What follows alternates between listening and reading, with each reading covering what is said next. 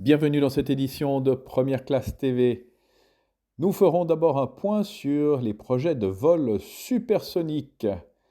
Et ensuite, nous verrons que l'Airbus A321neo a volé avec du carburant d'aviation durable à 100% avec ce carburant. L'aviation du futur, proche et lointain, c'est sur Première Classe TV et c'est tout de suite. À son apogée au début des années 1970, le Concorde était l'incarnation du voyage supersonique. Et il est resté jusqu'à ce que les restrictions en matière de bruit et d'émissions mettent un terme à cet avion en 2003.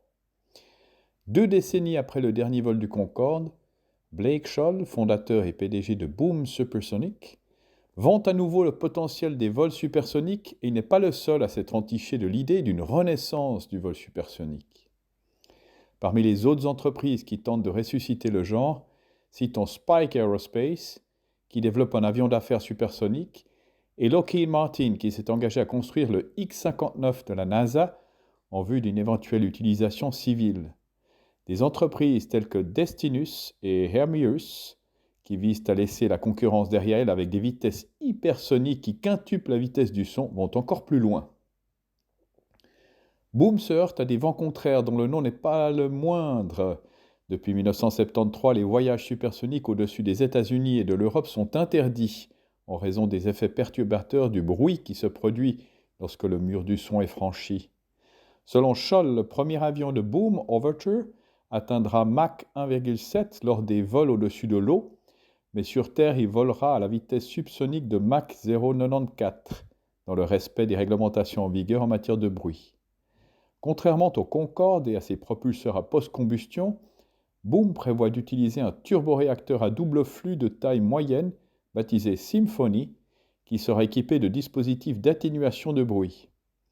Sur le papier, les perspectives de Boom semblent prometteuses et comprennent 130 commandes de transporteurs tels qu'American, United et Japan Airlines, ainsi qu'un partenariat avec Northrop Grumman pour des applications militaires.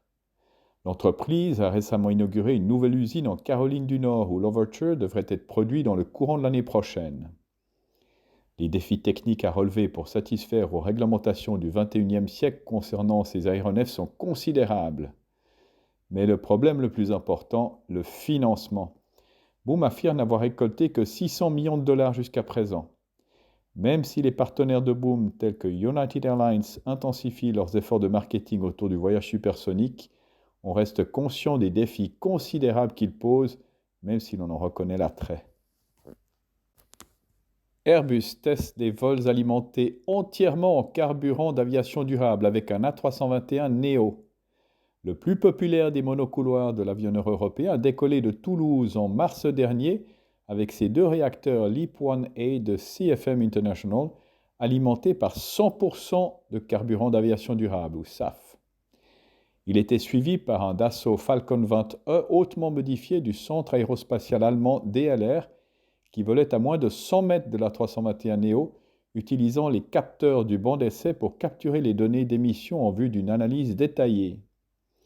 L'A321neo est le premier monocouloir et le dernier avion d'Airbus, après l'A350-900 et l'A330 MRTT, à tester un carburant d'aviation 100% durable sur les 2 moteurs.